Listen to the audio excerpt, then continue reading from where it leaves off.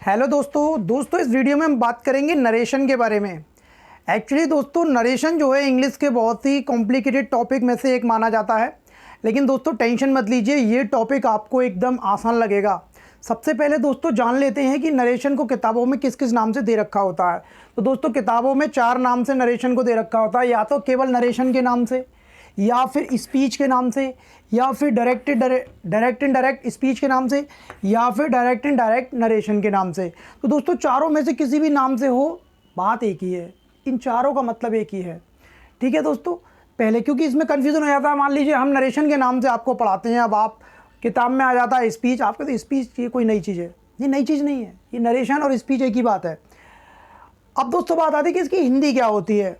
जी हाँ दोस्तों, कुछ टॉपिक ऐसे होते हैं इंग्लिश में जिनको हम पढ़ते चले आ रहे हैं, लेकिन हमको उनकी हिंदी नहीं पता। हालांकि हिंदी जानने की ज़रूरत भी नहीं है, लेकिन दोस्तों नॉलेज कभी बेकार नहीं जाती, जानने में क्या जाता है तो जान लेते हैं। डायरेक्ट यानी कि प्रत्यक्ष, इनडायरेक्ट यानी अप्रत्यक्ष, और नरेशन या स्पीच का मतलब होता है दोस्तों कथन।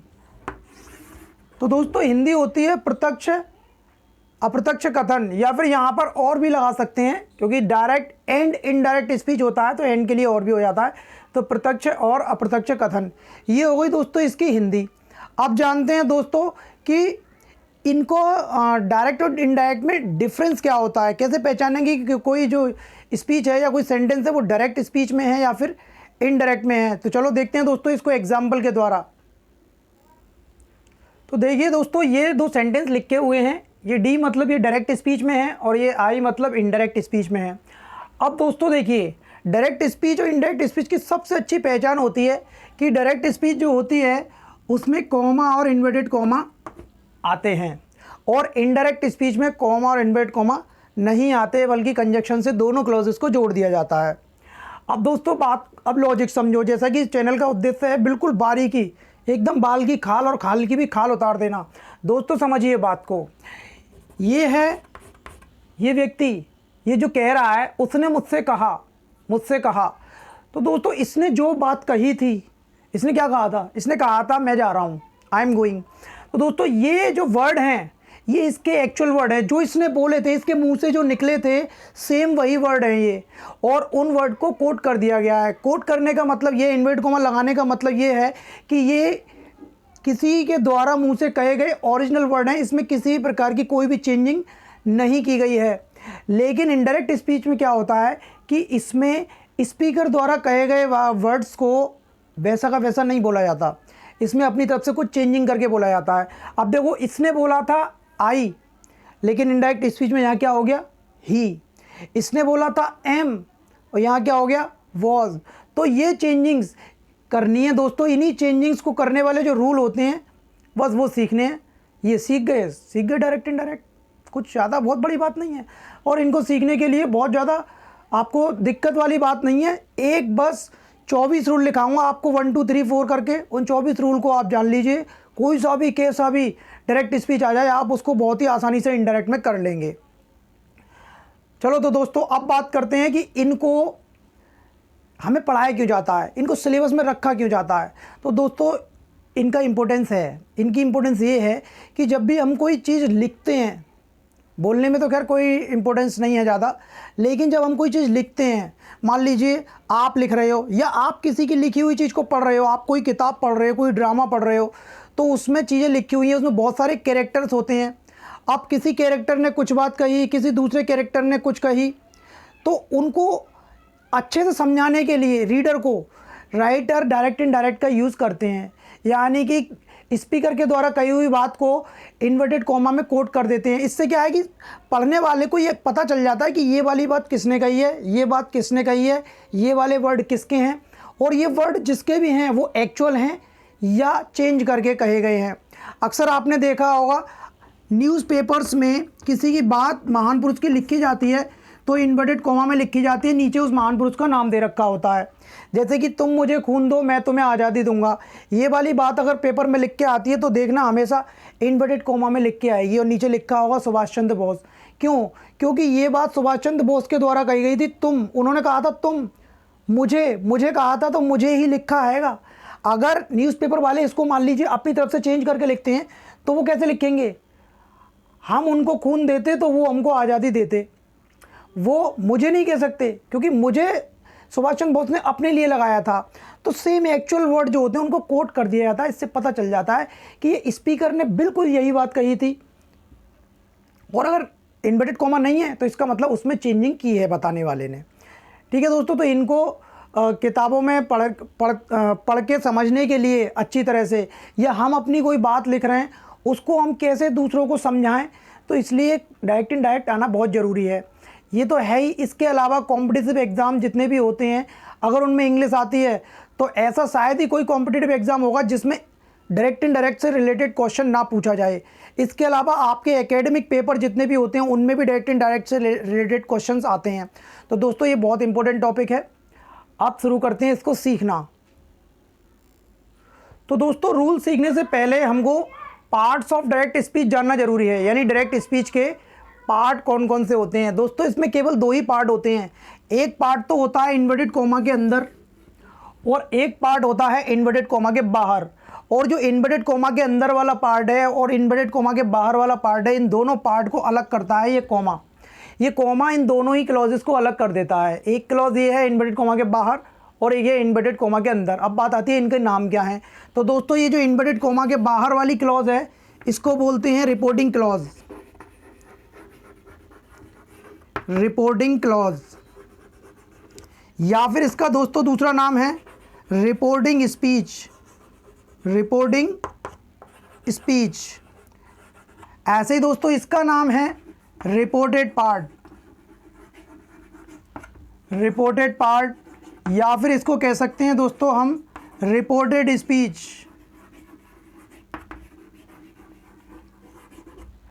तो दोस्तों ये हैं, देखो इनमें आईएनजी लगा हुआ है और इनमें ईडी लगा हुआ है, यानी reporting clause, reported part, reporting speech और रिपोर्टेड स्पीच। दोस्तों ये नाम मैं क्यों बता रहा हूँ, क्योंकि जब आपको ये सिखाए जाएंगे अभी आगे रूलों में तो ये नाम बार बार आएंगे आपके सामने।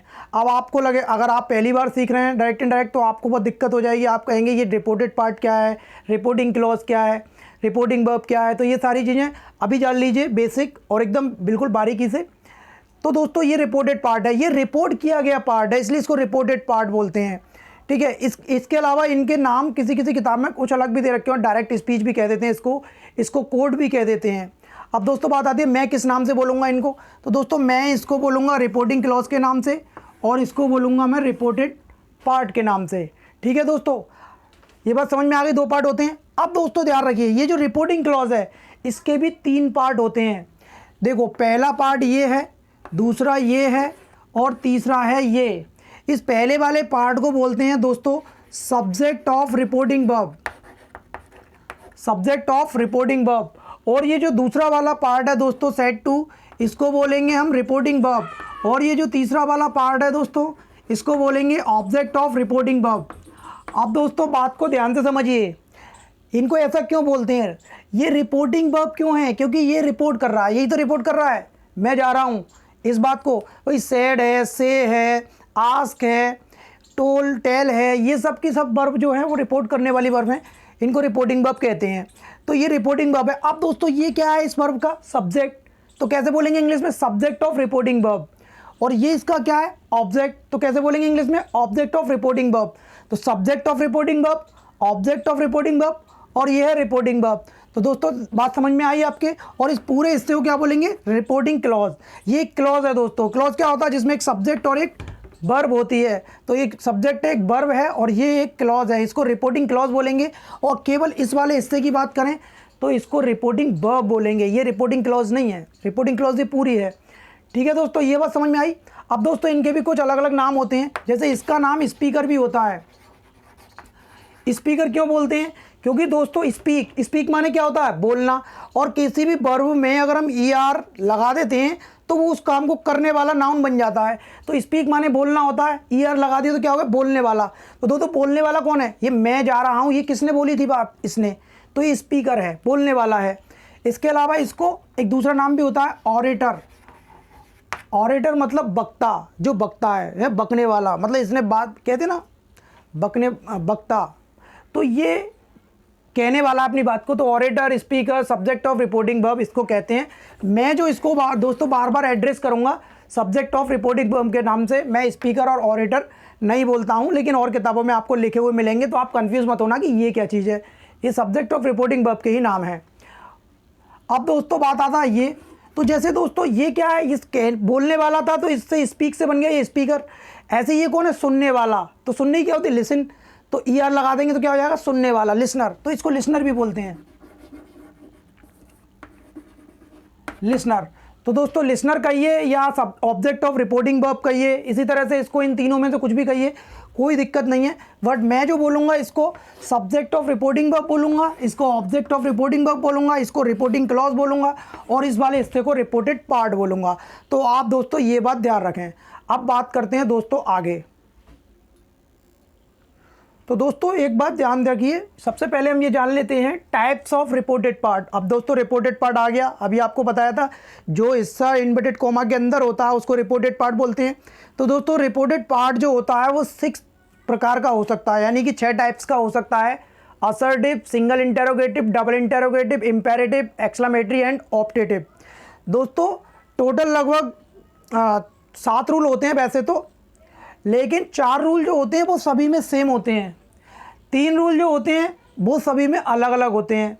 तो दोस्तों अभी जो हम बात करेंगे वो करेंगे असर्टिव की, क्योंकि दोस्तों एक ही वीडियो में सारे बताना मतलब कि 1 घंटे की वीडियो हो जाएगी लगभग, इतनी वीडियो मैं नहीं बना सकता बड़ी। तो दोस्तों अभी हम असर्टिव की बात करेंगे, उसके बाद इनको बताने में ज़्यादा टाइम नहीं लगेगा, छोटी छोटी वीडियो बना देंगे, क्योंकि सभी आप यहीं पे समझ जाएंगे पूरी बातें। इनको सिर्फ आपको वो जो 3 रूल रह जाएंगे वो बता देंगे, उससे आप ये सब कर लेंगे, ठीक है। अब बात आती है कि हमें तो सब ये आता ही नहीं है, ये क्या है सिंगल इंटेरोगेटिव वगैरह। तो दोस्तों ध्यान रखिए, रिपोर्टेड पार्ट के अंदर कोई सेंटेंस अगर सब्जेक्ट से शुरू हो रहा है और फुल स्टॉप पर ख़त्म हो रहा है तो समझ जाइए कि वो सेंटेंस असर्टिव है। अगर सेंटेंस रिपोर्टेड पार्ट के अंदर हेल्पिंग वर्ब से शुरू हो रहा है और क्वेश्चन मार्क पर ख़त्म हो रहा है तो समझ जाइए कि सिंगल इंटेरोगेटिव है, यानी कि यस नो टाइप। अगर सेंटेंस डबल इंटेरोगेटिव होगा तो वो किससे शुरू होगा, क्वेश्चन वर्ड से, और पीछे आएगा क्वेश्चन मार्क। तो क्वेश्चन वर्ड से शुरू हो रहा है, क्वेश्चन मार्क आ रहा है पीछे, तो समझ जाइए डबल इंटेरोगेटिव है। और इंपेरेटिव की पहचान होती है दोस्तों, ये V1 से शुरू होते हैं और फुल स्टॉप पर ख़त्म होते हैं। एक्सक्लेमेटरी की पहचान होती है दोस्तों, ये इंटरजेक्शन से शुरू होते हैं और मार्क ऑफ एक्सक्लेमेशन पर ख़त्म होते हैं। ऑप्टेटिव सेंटेंस दोस्तों मे से शुरू होते हैं और मार्क ऑफ एक्सक्लेमेशन पर ख़त्म होते हैं। तो दोस्तों एक शॉर्टकट में आप ये भी ध्यान रखिए, पार्ट्स ऑफ सेंटेंस भी आप सीख गए होंगे। यहाँ पर बात हो रही थी नरेशन की, खैर कोई बात नहीं, ये अच्छी बात है। तो दोस्तों इससे आप पहचान लेंगे। तो अभी हम जो बात करेंगे वो असर्टिव की करेंगे। असर्टिव क्या होते हैं, सब्जेक्ट से शुरू होंगे और फुल स्टॉप पर ख़त्म होंगे। तो दोस्तों हमारा रूल नंबर फर्स्ट है चेंज इन रिपोर्टिंग वर्ब। अब दोस्तों रिपोर्टिंग वर्ब आ गया, देखो नाम तो आपको बता ही दी है, जो सेट टू थी वो रिपोर्टिंग वर्ब है, ठीक है। तो रिपोर्टिंग वर्ब में चेंज, दोस्तों रिपोर्टिंग वर्ब में चेंज देखिए किस तरीके से होता है। अगर से आ रहा है सेंटेंस के अंदर तो आपको क्या करना है, से का से ही रहने देना है। लेकिन अगर दोस्तों से के बाद टू आ जाए तो आपको फिर उसे टेल करना है। सेज आ रहा है तो सेज ही रहेगा, लेकिन सेज के बाद अगर टू आ गया तो टेल्स करना है।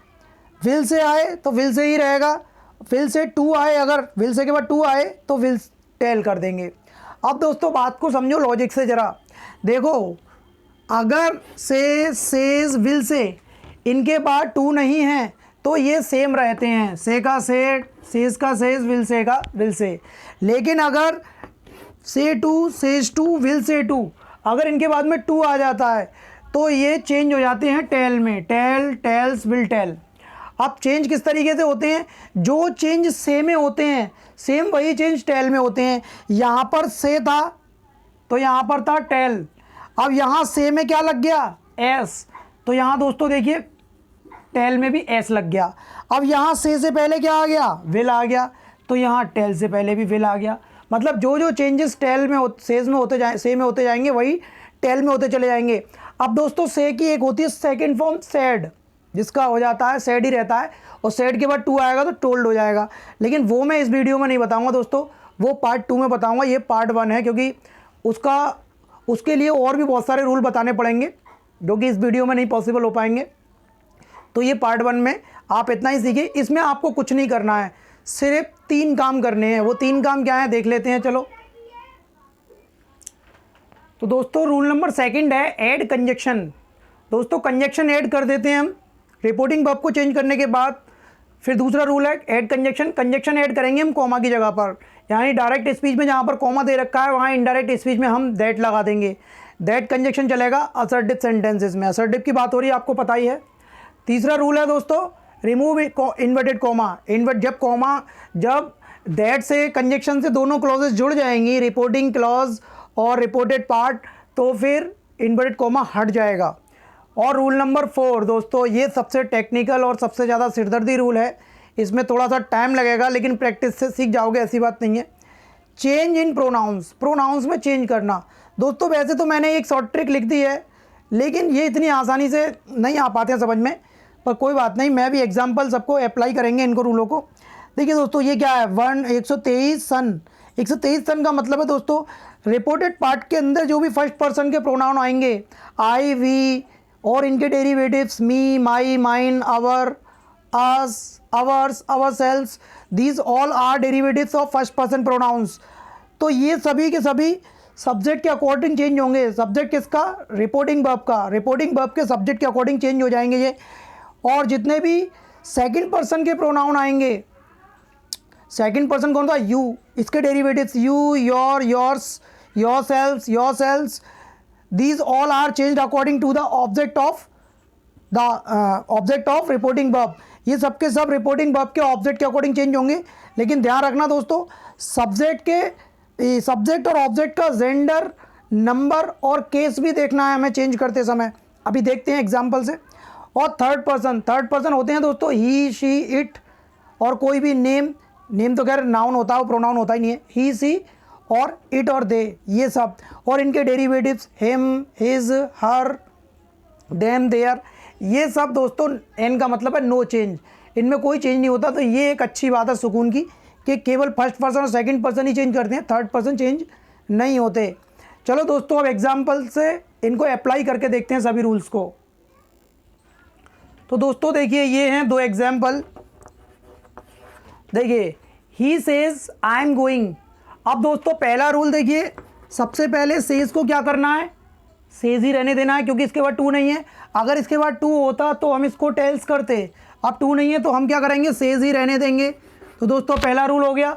अब दूसरा रूल क्या था? कॉमे की जगह पर क्या लगाना है हमको? दैट लगाना है। ये हमने दैट लगा दिया। उसके बाद तीसरा क्या था? इन्वर्टेड कॉमा को रिमूव करना है, कर दिया। उसके बाद चौथा रूल क्या था? Change in pronoun. अब दोस्तों फर्स्ट पर्सन किसके अकॉर्डिंग थे? सब्जेक्ट के अकॉर्डिंग, रिपोर्टिंग वर्ब के सब्जेक्ट के अकॉर्डिंग। अब ये दोस्तों फर्स्ट पर्सन है और रिपोर्टिंग वर्ब का सब्जेक्ट क्या है? ही। तो दोस्तों इसको ही के अकॉर्डिंग हमको चेंज करना है। अब दोस्तों ये ही क्या है? एक सब्जेक्ट है, तो इस आई को हम इसमें कर देंगे तो ये ही बन जाएगा, क्योंकि आई भी यहाँ पर सब्जेक्ट है। ठीक है। अब दोस्तों ये जो आई था इसके अकॉर्डिंग यहाँ एम लगा हुआ था, बट अब ये बन गया ही। तो दोस्तों ही के अकॉर्डिंग ये एम यहाँ क्या बन जाएगा? इस बन जाएगा। और दोस्तों ये हो गया हमारा इनडायरेक्ट। कोई दिक्कत दोस्तों? अब दूसरा देखते हैं। अब दोस्तों इसको देखिए, इसमें आ रहा है सेज के बाद टू, तो इसको क्या कर देंगे? अब हम टेल्स कर देंगे। तो ये देखिए ये हमने कर दिया टेल्स, जैसा कि अभी बताया था। ठीक है। और दोस्तों एक बात और ध्यान रखना, कुछ स्टूडेंट्स क्या करते हैं कि टेल्स भी कर लेते हैं और टू को भी लगा देते हैं। ये टू नहीं लगाना दोस्तों, ध्यान रखना, ये टू भी साथ में हट जाता है। सेज टू की जगह पर टेल्स आया है, सेज की जगह पर नहीं, तो टू भी हट जाएगा, यहाँ टू नहीं लगाएंगे हम। ठीक है। उसके बाद फिर कॉमा की जगह पर हमें क्या लगाना है? दैट लगाना है। ये लगा लिया।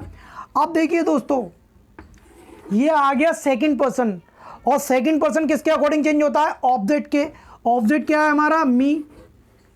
अब ध्यान रखिए दोस्तों, अब हम इस मी के अकॉर्डिंग चेंज करेंगे, लेकिन मैंने क्या कही थी? केस, नंबर और जेंडर भी देखना है।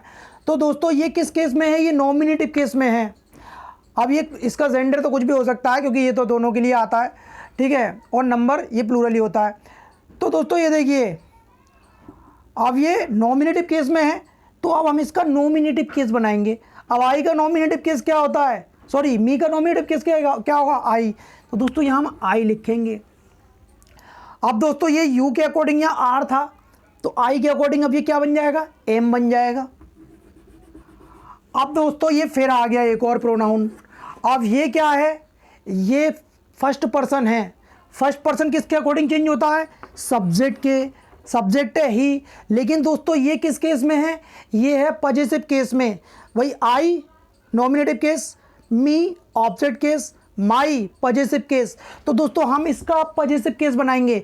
इसका पॉजिटिव केस क्या होगा, ये तो ही क्या होता है, नॉमिनेटिव केस, और हिम क्या होता है, ऑब्जेक्ट केस, और पॉजिटिव केस क्या होगा, हिज। तो दोस्तों ये माई क्या बन जाएगा, हिज बन जाएगा, हिज फ्रेंड।